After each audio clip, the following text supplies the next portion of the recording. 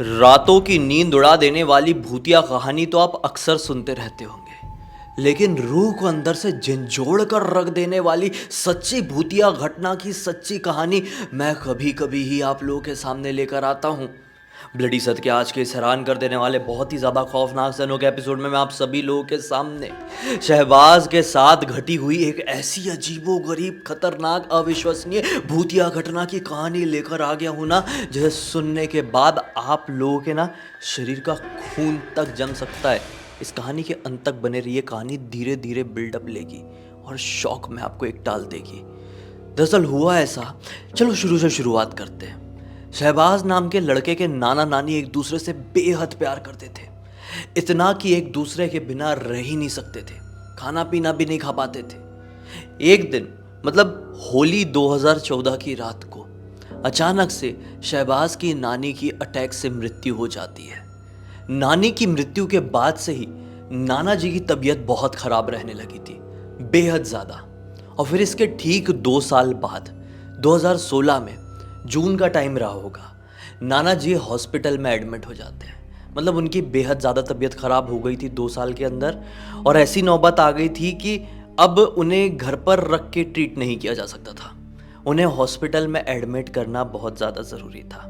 ये घटना है कर्नाटका के एक शहर की, वहाँ के एक प्रसिद्ध हॉस्पिटल में। देखो, इस शहर का नाम बहुत फेमस है और इस फेमस शहर का नाम बताऊंगा तो उस फेमस शहर के फेमस हॉस्पिटल का नाम आप लोग समझ जाएंगे, और इससे परेशानी हो सकती है किसी की भी मतलब प्राइवेसी को। इसलिए हम ना ही शहर का नाम बताएंगे और ना ही हॉस्पिटल का। खैर, जो कुछ भी है, ये उस शहर के अच्छे नामी हॉस्पिटल में एडमिट हो जाते हैं। अब नाना जी का ख्याल कौन रखे? तो शहबाज और शहबाज के एक ममेरे भाई यानी कि एक कज़िन अबू को कहा जाता है कि तुम दोनों हॉस्पिटल में रहोगे और नाना जी का ख्याल रखोगे। शहबाज की उम्र यही कोई 18-19 साल के आसपास की थी और अबू भी इतनी उम्र के आसपास का था। चलो, दोनों अच्छे संभाल सकते थे नाना जी को। घर के लोगों ने ये दोनों के ऊपर भरोसा किए और ये दोनों को हॉस्पिटल में छोड़ दिए। अब पहली ही रात की बात है। रात में डॉक्टर ने थोड़ा सा ट्रीट किए नाना जी को, और शहबाज और अबू दोनों को बोले कि देखो, आप लोग जागते रहना और 2:30 के आसपास, अभी बज रहे हैं 12, 2:30 के आसपास इनको जगा के कुछ खिला पिला देना, और ये दवाई है, ये इंपॉर्टेंट दवाई है, ये खिला देना और वापस से सुला देना। बहुत ज़रूरी है, आप लोग सोना मत। ऐसा कह के डॉक्टर चले गए। अब बचे थे 2 घंटे, और 2 घंटे अबू और शहबाज दोनों को जागना था, नाना जी का ख्याल रखना था, जगा के खाना दवाई खिलाना था। लेकिन बहुत देर से अबू को बहुत ज़ोर ज़ोर से नींद आ रही थी। जैसे तैसे करके उसने खुद को 1:30 बजे तक कंट्रोल किया, लेकिन फिर सो ही गया। अब शहबाज ने देखा कि 2-2:30 बजे डॉक्टर साहब ने उठाने के लिए बोले हैं और अभी भी आधा पौन घंटा तो है ही, मान लो। क्या करूं बैठे बैठे? अब शक्ल तो नहीं देख सकता, नाना जी सो रहे हैं, अबू सो रहा है, मैं बैठे बैठे ये दोनों की शक्ल देख के क्या कर लूँगा? एक काम करता हूँ, अच्छा बड़ा सा हॉस्पिटल है, हाँ, थोड़ा सा बाहर टहल लेता हूँ, मूड फ्रेश भी हो जाएगा, और दिन भर से इस कमरे के अंदर बंद हूँ तो थोड़ी फ्रेश एयर भी मिल जाएगी। ये सोचकर शहबाज थोड़ा हॉस्पिटल के बाहर टहलने को निकल गया। इस फ्लोर में हैरान होने वाली बात ये थी कि कोई और एडमिट था ही नहीं। ये शौक हुआ। देखते देखते नीचे गया, नीचे थोड़ा सा टहला, लेकिन नीचे भी थोड़ा ऑकवर्ड सा लगा कि यहाँ पे भी कोई नहीं है, ना ही कोई सिक्योरिटी गार्ड, ना ही कोई कुछ। ये फिर ऊपर की तरफ गया, 2nd फ्लोर में गया, फिर 3rd फ्लोर में गया। हर एक कमरे को ये देखने की कोशिश कर रहा है धीरे धीरे जाग जाग के। हर एक कमरे में मानो एक अलग सा ही वीराना छाया हुआ है। किसी कमरे में जाले लगे हुए हैं, तो किसी कमरे में दवाइयों की स्मेल आ रही है, तो किसी कमरे में टूटे फूटे बेड स्ट्रेचर पड़े हुए हैं। ये शौक हुआ कि ये हॉस्पिटल है कि वीराना खंडर। अचानक से ये देखते देखते 3rd फ्लोर के सबसे आखिरी वाले कमरे में पहुंचा, और उस आखिरी वाले कमरे की तरफ से एक बहुत ही ज़्यादा अजीब स्मेल इसे आ रही थी। ये उस कमरे की तरफ बढ़ गया, और उस कमरे के दरवाजे में एक विंडो लगी हुई थी, जैसे हॉस्पिटल के दरवाजे में लगी हुई रहती है कांच की विंडो। वो विंडो फूटी हुई थी, उसका कांच फूटा हुआ था। इसने बड़ी हिम्मत रखी क्योंकि वहाँ से ही बहुत ज़्यादा स्मेल आ रही थी, और एक अलग सी ठंडी हवा का झोंका वो टूटे हुए कांच से बाहर की तरफ आकर इसके चेहरे में टकरा रहा था। इसलिए बड़ी हिम्मत करके उस तरफ बढ़ा, उस कमरे को देखने की कोशिश किया कि उस कमरे में ऐसा क्या है कि वहाँ से एक अलग ही फीलिंग आ रही है। ये पहुंचा उस खिड़की के सामने और देखने की कोशिश किया। अंदर कोई भी नहीं था। जाले वाले लगे हुए थे और अंदर एक बल्ब था जो टिमटिमा रहा था। बंद चालू बंद चालू बंद चालू हो रहा था। अंदर कोई हो भी नहीं सकता था। दवाइयों की स्मेल आ रही थी केवल। इसने सोचा छोड़ो, हो सकता है कि हवा का सर्कुलेशन ऐसा होगा, इस वजह से यहाँ से ऐसा फीलिंग आ रही है। निकलता हूँ, अजीब लग रहा है। वो पलटा और बाजू में ही थोड़ी आगे ही चल के, मतलब सीढ़ियाँ थी, वो नीचे उतरने ही वाला था कि पीछे से उसे दरवाज़ा खोलने की आवाज़ सुनाई दी। वो हड़बड़ा के पलटा तो वही वाला दरवाज़ा खुला जहाँ पर ये देखने की कोशिश किया था, वही टूटी खिड़की वाला दरवाज़ा। उस दरवाजे से निकलकर एक लड़की आई। ये लड़की भी 18-19 साल की बेहद ज़्यादा खूबसूरत लड़की थी। उस लड़की के हाथ में वो ड्रिप, जो बॉटल लगने वाला ड्रिप होता है ना, वो लगा हुआ था। वो लड़की इसी की तरफ आ रही थी। इसने सोचा कि ये कौन है, इतनी रात गए ये खंडर जैसे कमरे में क्या घूम रही है। वो लड़की इसके पास आई तो तुरंत इसने सवाल दाग दिया कि आप कौन हो और आप तो बीमार लग रही हो, यहाँ पे क्यों घूम रही हो। लड़की ने कही कि कुछ नहीं, मैं 2 दिन से एडमिट हूँ और बहुत तबीयत ख़राब सा फील हो रहा था। मेरी मम्मी भी सो गई है तो सोची कि टहल लेती हूँ, बोर बोर सा लग रहा था, इसलिए मैं टहलने के लिए यहाँ पर आई हुई। कुछ दिखाई नहीं दे रहा था और फिर अचानक से आप दिख गए तो सोची थोड़ी सी बात कर लेती हूँ। ये शौक हुआ और साथ ही साथ खुश भी हुआ कि चलो अच्छा खासा टाइम पास हो जाएगा। लेकिन इतने में इसने ध्यान दिया, अरे बाप रे, 2 बज गए हैं, नाना जी को उठाने का टाइम हो गया। इसने बोला कि ठीक है, आप मेरे साथ चलिए, फर्स्ट फ्लोर में मेरे नाना जी एडमिट है, मैं उनको दवाई खिला देता हूँ, फिर हम लोग थोड़ी सी बातचीत कर लेंगे, आपकी भी बोरियत ख़त्म हो जाएगी और मैं भी क्या करूँगा, मुझे भी नींद नहीं आ रही। लड़की ने बोली ठीक है। लड़की उतर के फर्स्ट फ्लोर में इसके साथ आ गई और नाना जी के कमरे के बाहर ही रुक गई। ये अंदर गया, नाना जी को उठाया, नाना जी को दवाई खिलाया। वो आराम से सो रहा है बढ़िया दूसरे वाले बिस्तर में, जैसे कि वो वहाँ पे पिकनिक मनाने आया है, आराम से सो रहा है। इसने नाना जी को दवाई खिलाया और नाना जी को वापस से सुला दिया। बाहर निकला तो लड़की अभी भी उस कमरे के बाहर खड़ी थी और इसे देख कर मुस्कुरा रही थी। एक टक लगाए, बिना पल के झपकाए, जैसे कि इसकी आंखें कुछ कहना चाह रही हो। लगातार इसे देख रही थी, पता नहीं क्या, लेकिन कुछ तो इससे मांग रही थी। शहबाज ने सोचा कि चलो बेचारी अकेली है, थोड़ा इसके साथ टहल लेता हूँ, बातचीत कर लेता हूँ, तबीयत खराब है, बोरियत ख़त्म हो जाएगी। शहबाज उससे बात करते करते करते करते बाहर आ गया, हॉस्पिटल के पार्क में पहुँच गया। ये शौक था कि हॉस्पिटल में कोई दिखाई क्यों नहीं दे रहा है। शहबाज का ये कन्फ्यूज़न क्लियर नहीं हो पाया, लेकिन शहबाज उस लड़की को पसंद करने लगा। पहली ही नज़र में एक जादू सा चल गया था। शहबाज ने पार्क की उस बेंच में बैठ के इस लड़की का नाम पूछा। लड़की ने बताया कि मेरा नाम शालिनी है, आप शालू कह सकते हैं। शहबाज को बहुत अच्छा लगा उस लड़की का जो बिहेवियर था, उस लड़की का जो बात करने का तरीका था। शहबाज ने उस लड़की का नंबर मांगा और उस लड़की ने अपना नंबर दे भी दी। ये काफ़ी ज़्यादा एक्साइटेड हो गया कि इतनी सुंदर लड़की, मतलब मुझे नंबर दे सकती है, बहुत अच्छा हो गया, इससे दोस्ती करूँगा और आगे चल के थोड़ी बात बनी तो रिश्ता आगे भी बढ़ाऊँगा। अब तक बहुत टाइम हो चुका था, सुबह के 5:50 हो गए थे और शहबाज ने सोचा कि अब सो जाना ज़रूरी है, क्योंकि सुबह उठ के नाना जी का ख्याल फिर से रखना है, उनको नाश्ता दवाई खाना सब खिलाना है। इसने कहा कि ठीक है, हम चैटिंग करेंगे और फिर से आज रात को मिलेंगे, आप भी जाओ आराम करो, मैं भी जाता हूँ, सो जाता हूँ। ऐसा कह के ये सी यू करके चले गया। वो लड़की अभी भी बेंच में बैठी हुई थी। इसने सोचा चलो ठीक है, चली जाएगी। वो गया और सो गया। 10:30 बजे के आसपास उसकी नींद खुली और जागते से ही, मतलब हॉस्पिटल के उसी कमरे में सो रहा था, बड़ा कमरा था, पर्सनल रूम था नाना जी वाला। उठते से ही लड़की को मैसेज किया, गुड मॉर्निंग, कैसी हो। लड़की ने भी पूरी तरीके से जवाब दी और ये लोगों ने अच्छी खासी चैटिंग की। और अब दोपहर के तकरीबन 3:30 बज गए। 3:30 बजे के आसपास शहबाज ने सोचा कि थोड़ा घर चले जाता हूँ, कुछ ज़रूरत की चीज़ें हैं वो लेके यहाँ पे आना है। तो शहबाज, अब्बू जा चुका था, अब्बू यहाँ पर अभी नहीं था, तो शहबाज नाना जी को ये बोलकर निकला कि नाना जी 1 घंटे में आ जाऊँगा। ऐसा बोलकर कमरे से निकला ही है कि जैसे ही ग्राउंड फ्लोर में आया तो क्या पाया कि रिसेप्शन के पास खड़े के, अभी हॉस्पिटल भरा पूरा भी सब लोग हैं, रिसेप्शन के पास खड़े होकर 15-20 लोग फूट फूट कर रो रहे हैं। शहबाज को लगा कि यार पक्का किसी की मृत्यु हो गई है। साइड में एक बूढ़ी अम्मा जी रो रही थी। ये उनके पास गया, बोला क्या हो गया, सब मतलब कुछ परेशानी हो गई क्या ज़्यादा बड़ी किसी को। तो बूढ़ी अम्मा बताती है कि बेटा हमारे घर की एक जवान लड़की मर गई, नहीं रही, उसकी बहुत ज़्यादा तबीयत ख़राब थी 2 दिन से। तो शहबाज ने बोला कि अरे बड़े अफसोस की बात है। चलिए मैं चलता हूँ, मुझे थोड़ा लेट हो रहा है। ऐसे बोल के जैसे शहबाज निकला कि अंदर के साइड से एक स्ट्रेचर आया। ये ना चाहकर भी रुक गया कि देखता तो हूँ कि कौन लड़की थी, बेचारी जवान लड़की, ऐसी मृत्यु हो गई। वो रुका, उतने में भागता हुआ एक लड़का आया, 25-26 साल का, शायद इस लड़की का भाई रहा होगा। भागता हुआ आके उसने तुरंत ही स्ट्रेचर में रखी उस बॉडी के ऊपर से, फेस के ऊपर से व्हाइट कपड़ा हटाया तो शहबाज उस लड़की का चेहरा देख के जम गया। पैरों तले जमीन निकल गई शहबाज के, उसका दिमाग के परखच्चे उड़ गए, क्योंकि सामने स्ट्रेचर में पड़ी हुई किसी और लड़की की बॉडी नहीं बल्कि उसी लड़की की बॉडी थी जो पिछली रात को शहबाज को मिली थी। और रात भर ये लोग पार्क में बैठ के बात किए थे। अरे वही शालिनी थी।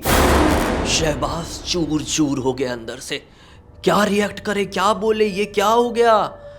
शहबाज यहां से निकला, हड़बड़ाता हुआ घर को पहुंचा और यही सोचता रहा कि बेचारी लड़की, मेरे सारे सपने चूर चूर हो गए। उसे बहुत ज्यादा हर्ट हुआ, रोया हुआ नहीं, पहली मुलाकात में ऐसा रोने वाला प्यार नहीं हो गया था, लेकिन बहुत हर्ट हुआ, अजीब सा लगा। एक ऐसी ऐसी वियर्ड सी फीलिंग होती ना कि यार बताओ यार, 1 घंटे पहले मुझसे कितने अच्छे से बात कर रही थी और अभी मरी पड़ी है स्ट्रेचर में, वैसी वाली फीलिंग आई।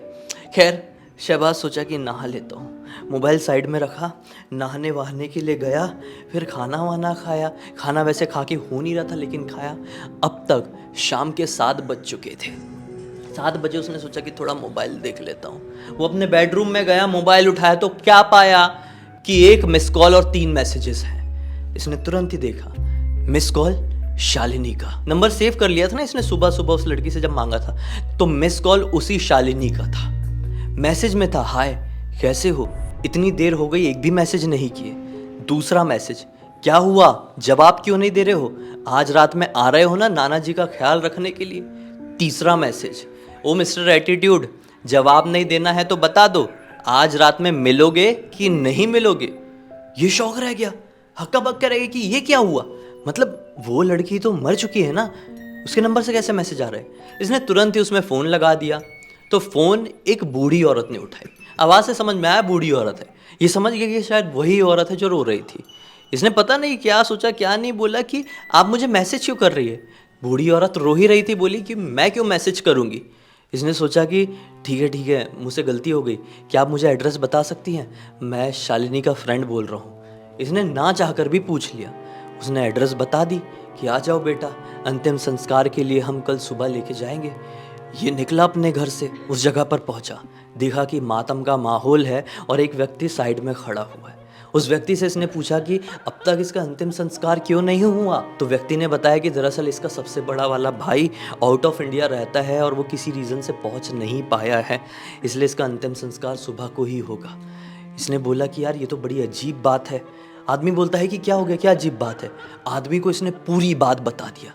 आदमी बोलता है ये कैसे पॉसिबल हो सकता है भाई, तुम बोल रहे हो शालिनी तुमसे 2 बजे के आसपास मिली है, तुम्हारे साथ लगभग 6 बजे तक का समय बिताई है। मैं बोलता हूँ ये पॉसिबल हो ही नहीं सकता, क्योंकि शालिनी की मृत्यु तो 1 बजे के आसपास रात में ही हो गई थी। ये फिर से शॉक हो गया, बोले ये कैसे पॉसिबल हो सकता है। आदमी ने बोला पॉसिबल क्या हो सकता है भाई, हम अपनी आंखों से देखे यार भाई, हम रो रहे थे। ये बोला यार पूरे हॉस्पिटल में कोई नहीं था। बोला क्या पूरे हॉस्पिटल में कोई नहीं था, हमारे पूरे परिवार वालों के रोने से पूरा हॉस्पिटल गूंज रहा था। तुम क्या बात कर रहे हो, तुम जाओ भाई, हम वैसे ही बहुत टेंशन में हैं। शहबाज वहां से निकला, शहबाज के दिमाग के तोते उड़ गए। बोल रहे हैं कि भाई हॉस्पिटल में सब लोग रो गा रहे हैं तो इसको कोई दिखाई क्यों नहीं दे रहा था। हॉस्पिटल के हर एक कमरे में इसे वीराना खंडर क्यों दिखाई दे रहा था। अगर वो लड़की 1 बजे मर गई थी तो ये 2 बजे से 6 बजे तक उस लड़की के साथ टाइम स्पेंड कैसे किया था। शहबाज को कुछ भी समझ में नहीं आ रहा था। और अब रात का वो वक्त आ गया कि शहबाज को फिर से हॉस्पिटल जाना था और नाना जी का ख्याल रखना था, दवाई खाना, सब खिलाना था। आज अबू नहीं आया, आज शहबाज अकेला। शहबाज जैसे इस कमरे में पहुंचा, रात के तकरीबन 10 बजे के आसपास शहबाज ने ठान लिया कि मैं इस कमरे से बाहर नहीं निकलूंगा। कुछ तो अजीब हो रहा है, पता नहीं क्या है, लेकिन कुछ तो डिफरेंट है। शहबाज को अपना मोबाइल बार बार देख के डर लग रहा था, कहीं वापस से उस लड़की का कोई मैसेज ना जाए। शहबाज ने अपने मोबाइल से सिम निकाल के फेंक दिया। अब बैठे बैठे बैठे बैठे रात के तकरीबन 1 बज गए। 1 बजे के आसपास शहबाज बैठा हुआ, नींद नहीं आ रही थी। अचानक से शहबाज को फील हुआ कि कोई झाँक झाँक के दरवाजे की तरफ से मुझे देख रहा है। शहबाज देखता तो ऐसा लगता वो जो कोई भी है देख रहा है, वो छिप जा रहा है। शहबाज ने 10-15 मिनट तक ये नोटिस किया अपने साइड विजन से, लेकिन फिर उससे रहा नहीं गया। वो उठ के बाहर की तरफ गया, लेकिन बाहर कोई नहीं था और आज रात में भी पूरा हॉस्पिटल वीरान सा दिखाई दे रहा था। ये ना चाहकर भी पता नहीं क्यों हॉस्पिटल के 3rd फ्लोर में फिर से पहुंच गया। नहीं जाना चाह रहा था, लेकिन पहुंच गया। मन में कलमा पढ़ता जा रहा है, 3rd फ्लोर के लास्ट रूम में पहुंच गया और लास्ट रूम का नज़ारा सेम टू सेम वैसा ही दिखाई दे रहा है जैसे कि पिछली रात को दिखाई दिया था। शहबाज ने वैसे ही टूटी हुई खिड़की देखा, वैसे ही वहाँ से ठंडी हवा का झोंका आता हुआ चेहरे को टकराता हुआ पाया। अंदर वैसे ही बल्ब को टिमटिमाते हुए देखा। उसके नज़दीक पहुँच के अंदर झांकने की कोशिश किया तो क्या पाया? उस टिमटिमाते हुए बल्ब की रोशनी से एक लड़की की परछाई बन रही है। केवल परछाई बन नहीं रही है, उसका बायां हाथ हिल भी रहा है, ऊपर नीचे, ऊपर नीचे। शहबाज घबरा गया, फिर से हड़बड़ाता हुआ भागता हुआ सोचा कि मैं नानू जी के कमरे में जाऊंगा। वो नानू जी के कमरे में पहुंच गया और बोला कि मुझे इस रूम से अब बाहर निकलना ही नहीं है, चाहे जो कुछ भी हो जाए, जितना भी हो जाए, मैं दिमाग से ये सारी चीज़ें भुलाने की कोशिश करूंगा। और आंख मीच के सोने की कोशिश करने लगा। पता नहीं चला कि कब नींद आ गई, लेकिन नींद में सपने में वही लड़की दिखाई दी और वो लड़की इससे कह रही है कि तुम मुझसे मिलने नहीं आए ना, थोड़ी देर भी मेरा इंतज़ार नहीं किया ना। ये हड़बड़ा कर उस सपने को देख कर जागा तो पाया कि दिन का वक्त निकल चुका है और साइड में नर्स और डॉक्टर तेज़ी में नाना जी का कुछ ट्रीटमेंट कर रहे हैं। शहबाज देख के घबरा गया कि ये क्या हो रहा है। डॉक्टर साहब क्या हुआ, आप इतने घबराए हुए क्यों दिख रहे हैं? डॉक्टर साहब कुछ बोल नहीं रहे हैं। शहबाज उठ के नानू जी के पास में पहुंचा तो एक कंपाउंडर आया और शहबाज को बाहर करते हुए ये कहा कि आप थोड़ा वेट कीजिए, इट्स एन इमरजेंसी। शहबाज हड़बड़ाया हुआ सारी चीज़ भूल गया और इंतज़ार करने लगा कि अंदर हो क्या गया है नानू जी को। अचानक से सब कुछ शांत हो गया। डॉक्टर साहब बाहर आए और शहबाज को बोला, आई एम सॉरी, हम आपके नाना को नहीं बचा पाए। शहबाज चूर चूर हो गया। समझ में नहीं आया कि इन पिछले 2 रातों में क्या हो गया।